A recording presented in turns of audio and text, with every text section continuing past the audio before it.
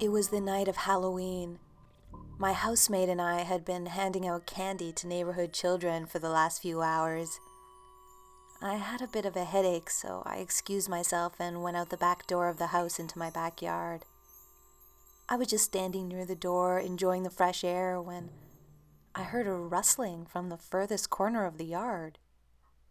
We don't go back there very often because it's got an odd sort of off feeling to it. It's overshadowed on three sides by tall trees, a tall fence, and a wall of our garage. Nothing we've tried to plant there ever grows, although the wildflowers seem to thrive. Before then, we just ignored that corner. We don't even mow the lawn there. Anyway, I heard rustling in the leaves on the ground, which we didn't bother to rake either. And I thought a neighborhood cat was skulking around back there, so I walked over. It was dark, but there was enough light from the lamp over the backyard that I could see 4 or 5 little shadow figures, like miniature people about 2 feet tall. But they were composed entirely of darkness, darker than the surrounding shadows. There was another sound over my head, like a gasp. When I looked up, there were more of them in the trees and on the roof of the garage. They weren't shadows. They were 3-dimensional and moving around. I've never seen anything like them before or since. I don't remember what I thought or felt, but I ran back in the house. After a few minutes, I came back outside, and they were gone. Or at least I couldn't see them anymore, but I left some wine and food I had in the house, apples, bread, nuts. Everything was gone the next morning, although I guess it could have been squirrels or rabbits. Were they fairies? I don't really know. I do know they were not human, and also not a trick of the light. I never saw them again, but I've continued to leave food for them every Halloween. And it's always gone the next morning. I didn't tell my housemate until the next day. They were little miniature people, kind of 3-dimensional shadows. I know that's not quite the conventional description. They may not have been fairies, but they were definitely some type of earth spirit. At least that's my gut feeling. I know they're still there. There's a feeling you get in that corner. A few people have remarked on it. It's kind of a solemn, serious feeling, like you're disturbing something when you go back there. I think fairies are earth spirits. I've lived in this house for more than 10 years now, and the earth spirits in the back have been both helpful and at times vindictive. Fortunately, not to us. My housemate and I try to be respectful as you can be to someone whose culture you don't understand, and give them a wide berth.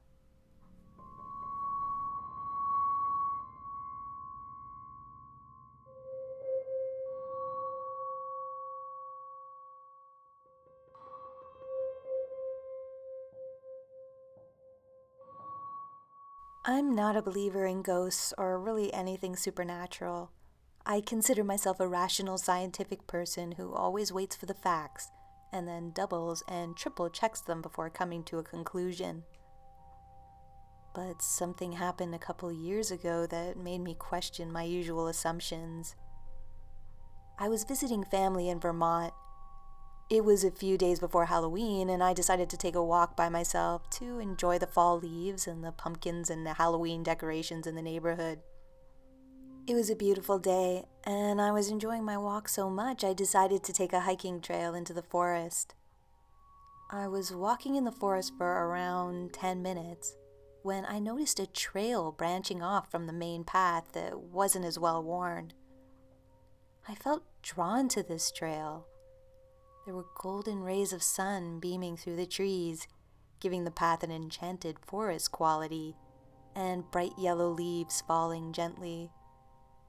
I walked down the path, taking out my phone to take some pictures, when someone grabbed my arm. I turned around, but there was no one there. I was confused. I had distinctly felt a hand grab my arm. Then my phone fell out of my hand. It wasn't that I dropped the phone. It felt like someone had slapped the phone out of my hand. I picked it up right away because it had fallen right in the mud and wiped it off. It seemed to be working okay, but there was mud stuck inside the headphone jack. I grabbed a small twig and tried to pick some of the mud out of the jack, which was a terrible idea because I only ended up forcing the mud deeper inside. I was annoyed, so I swore out loud. But as soon as I did, I felt something grab me again, and I was lifted off the ground. I'm talking 2 feet in the air, and thrown into a prickly bush filled with burrs. If before I was dismissing what was happening as just my imagination, now I was good and properly spooked. I got up and ran out of there. I ran all the way back to my cousin's house. Back at the house, I told my cousin what had happened, even though I was sort of embarrassed to share the story. It was so unbelievable. But my cousin didn't think I was crazy or making it up.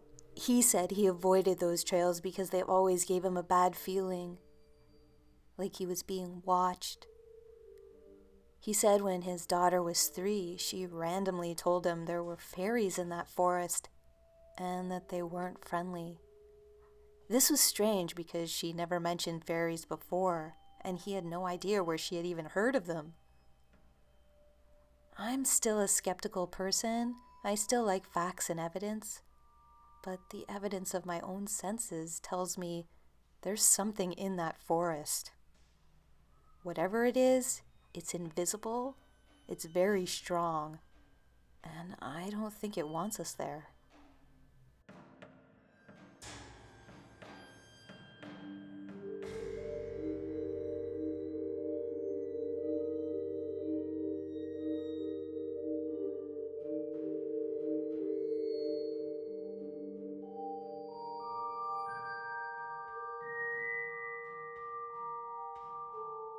First, it was Halloween weekend, and we were all in a wooded grove on a small college campus. There were about 5 to 7 of us that decided it would be fun to hike out in the woods to find a secluded camp spot to hang out. We set out camping when I noticed the moonlight shining on the wrong sides of certain trees. It illuminated what appeared to be a path. I had recently come to fully believe in the realm of fairy. So without a moment's hesitation, I began to wind my way through the illuminated moonlit path. My friends followed. Soon we came out in this large clearing with a gentle depression in the middle. It was the size of about half a football field.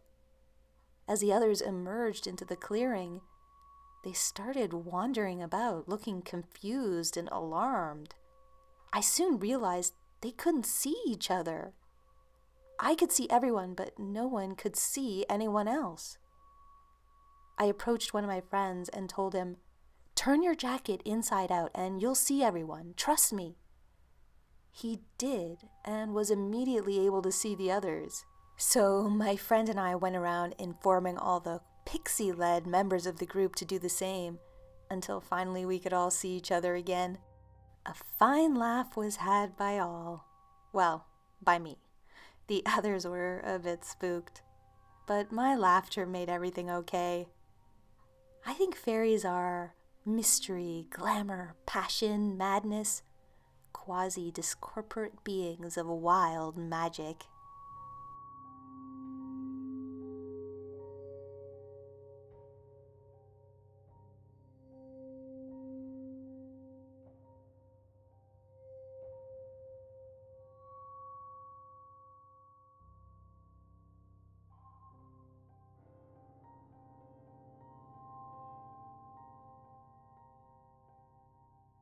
It was the night of Halloween, and I was alone on the farm property where I lived. I visited a willow tree that was a favorite place to spend time. The area was well lit by stars and the moon, even though it was late in the night. I was quite close to some houses, but the willow in question grew near a stream and was out of sight, slightly down a hill. As I neared the willow, I heard drums of some kind, but they sounded muffled and far off. The more I focused and listened to the drums, the more clear they became, and seemed to come from everywhere, with no single source. But there was still a distance to them. It was like trying to tune in to a radio station amongst static. I soon became aware that there were small people dancing around me, between 5 inches and a foot tall. Then I saw more in the tree, and others much larger, shaggy, or bulkier, around the grove and stream, and all of various types. Slim, tall, and humanoid, with extended limb and torso length, between 4 and I would say 25 feet tall. It's really hard to describe them. I had heard folk stories about humans who have bad things happen to them when they dance with fairies, so I was very wary, even though I didn't know what was really happening and guessed I was probably imagining it. Regardless, I enjoyed spending time there in the grove, listening to the drumming, and after about 10 minutes, I think, I returned to my house. I was able to remember the music for a short time afterwards, and the more I look back on the event, the more certain I am that I accidentally stumbled into some kind of fairy celebration. I was aware of a drum beat, rhythmic and festive, fast. There was another kind of music amongst the drumming which had a tune, but I was unable to remember it after the experience ended. I could remember the feeling it evoked, but not the actual music itself. The drums weren't heavy sounding, they were more like a pulse or a heartbeat, slightly muted. I think fairies are spiritual beings that exist in a part of reality we aren't regularly able to perceive. I would like for fairies and places that have a great understanding and respect for them to receive good, scientifically founded investigations and professional acceptance. Whilst I think that many people do experience hallucinations or have vivid imaginations about this, I also think there is far more to reality than we understand or can quantify. As it is, we can only perceive a very limited section of the light spectrum, for example. After my experience, I am forced to accept that there is a basis for fairy lore, and although I will not actively seek out fairies, I hope that others do in a way that leads to a better understanding of this complex planet and our relationship with it.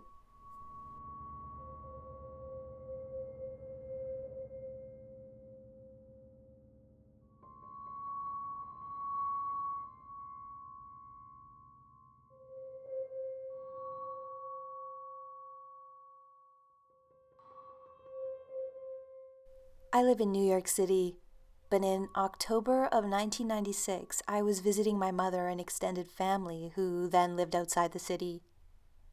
It was the middle of October, getting close to Halloween, and my mother, my aunt, and I had taken a drive out into the country to see the foliage. It was a very beautiful, cool, clear autumn day. I was glad to be out of the city and in a contemplative and reflective state of mind. Toward late afternoon, we stopped in a small town to have dinner. My mother and aunt wanted to shop afterwards, and I wanted to take a walk in the countryside which surrounds the town. I walked to the edge of the town and then out into the rolling land around it.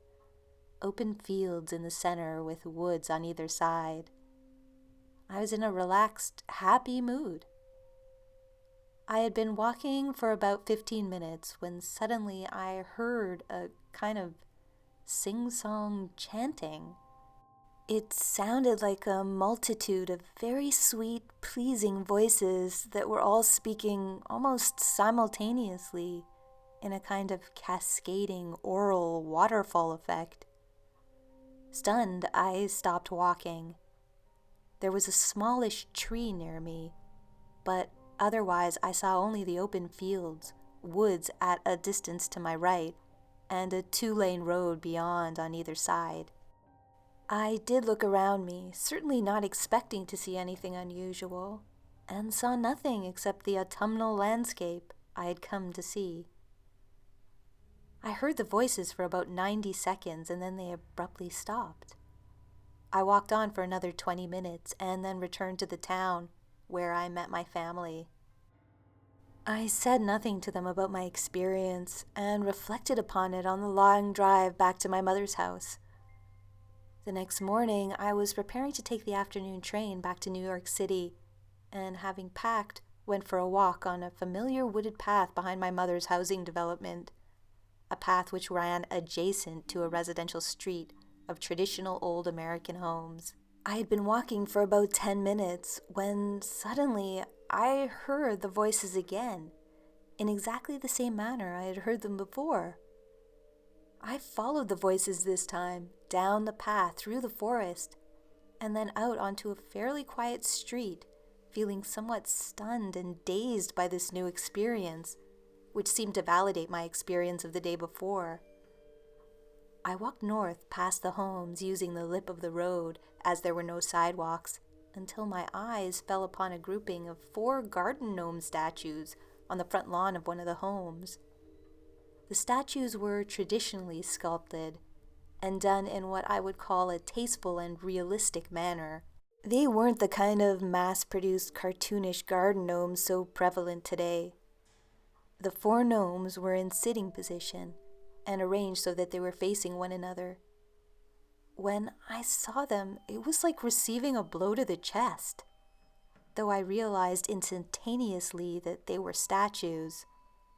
But seeing them at that moment seemed to identify the source of the voices for me in a manner which I can only call profound, as if the statues were what I was meant to see when I turned off the initial path and walked down this street. Several hours later on the Amtrak train, just as dusk was falling and the last of the day's light was disappearing from the surrounding farmland, I turned to look behind me at the setting sun. And just as I did so, I heard the voices again, in the same manner I had before. And again the voices were sing-songy, but less so than on the previous 2 occasions. The voices, which I have to paraphrase in this case, said something like, "The autumn door is closing. You will forget about us for a long, long while. But we have a date with you in the distant future. You will meet us again, then." Or something like that. And at that moment, the sun disappeared behind the horizon. I found this third experience exhilarating and emotionally powerful. So I never saw anything visually other than the garden gnome statues, but I have for some years now come to the tentative conclusion that the voices were fairy voices. What struck me most, and still strikes me now, is that they thought I would forget them and the experience, which I certainly never have, nor have I ever come to think of it as unimportant. I want to state that before the 3 experiences, which all took place within just over 24-hour period, I did not believe in fairies or elves by any means. I had never had an experience of hearing voices mentally, nor have I since. The experience did profoundly change the way I think about reality in my own life. Due to the nature of these experiences, they're very difficult to put accurately into words as I experienced them. I've studied the subject extensively since that time. The voices were pleasant, sing-song, and were cascading and overlapping. I think it was a fairy experience because of the garden gnome statues I came upon, which were so realistic, tasteful, and beautiful. And the voices had essentially led me almost directly to the statues. However, I accept that objectively speaking, I do not know what the actual nature of the voices was. I think fairies are spirits or spiritual beings of some kind, perhaps demons. I'd like to make it clear that I've only studied the subject of fairies since my 1996 experience, but had never read a book of any kind on the subject before.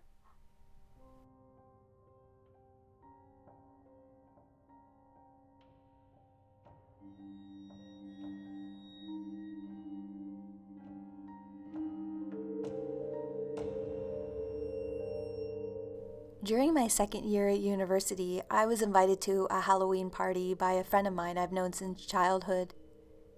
We went to different universities and had different circles of friends, but always kept in touch with each other. I was nervous about going to the party because I didn't know anyone, but my friend, I'll call her Emma, said it would be good for me to go out and meet new people since me and my boyfriend had recently broken up, and I had been feeling kind of depressed about it. It was a costume party. I didn't put much effort into it, dressed as a cat, which basically consisted of black clothing and a pair of cat ears I bought from the pharmacy. It turned out Emma's friend, the guy throwing the party, was rich. We drove into this fancy neighborhood with mansions and sprawling properties. And needless to say, everyone's costume was better than mine, so I felt a little out of place. It was a big party, too, with lots of people, but not rowdy or destructive.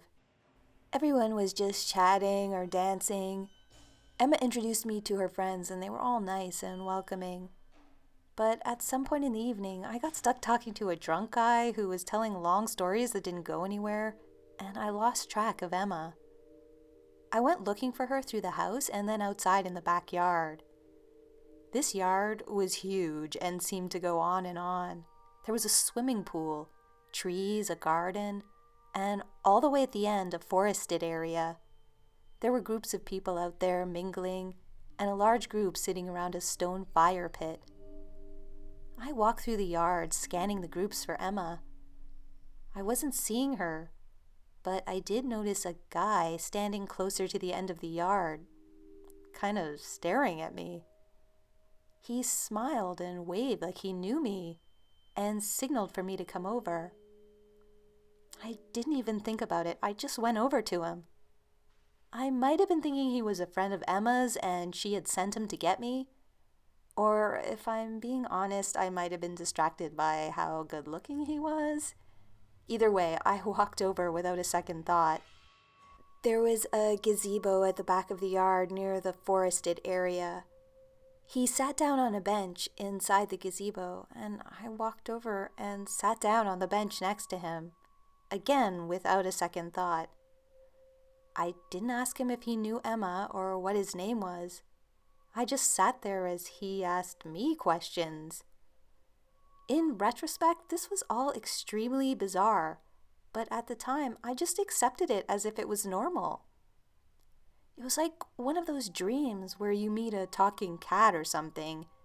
In the dream, it seems normal, and it's not until you wake up before you realize how not normal the situation was. There was also something off about this guy. As I said, he was extremely attractive. I guess he was about my age, early 20s, and had dark brown hair and grayish eyes. He was dressed in old-fashioned clothing, like from maybe the 1920s, I would guess. I thought he was in costume, or else that was just his style. And the questions he asked me, the ones I can remember, were strange in the way they were worded. Like, instead of asking me my name, he said, "Who are you?" And when I told him my name, he seemed surprised by that answer. He also said, "This is a celebration?" in a way that was sort of a question and sort of a statement. I didn't know what to say to that, so I just said, "Yeah." I think he asked me a few more questions, but my memory is sort of clouded about this. and I can't come up with anything specific that he asked. I do remember at some point he said either we were being called, he was being called, or I was being called. I can't remember which. Then he pointed towards the forest.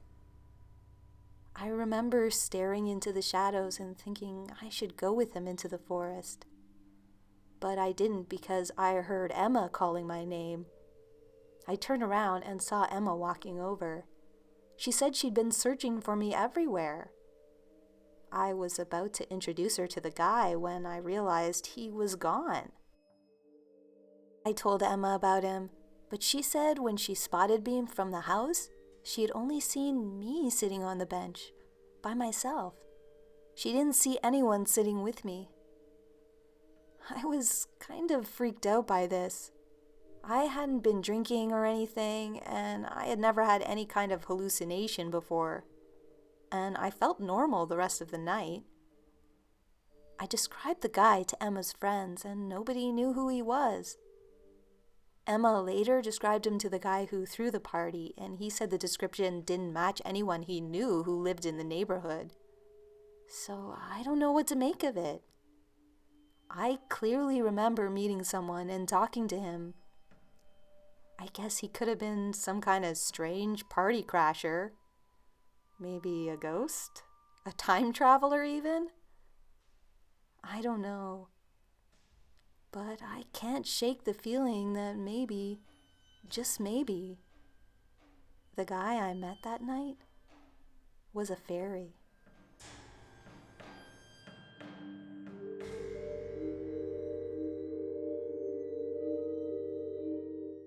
Thanks for watching. I hope you enjoyed these spooky fairy Halloween stories. Let me know your thoughts down in the comments. I'll be there responding to your comments and questions for the next hour or so. As always, special thanks goes out to all my supporters on Patreon and all those who join the channel by clicking the join button under this video. Thank you guys so much for the support you are giving this work. If you like this content and you would like to support it, please check out my Patreon page. The link is in the description, or click the join button. Even $1 is really appreciated.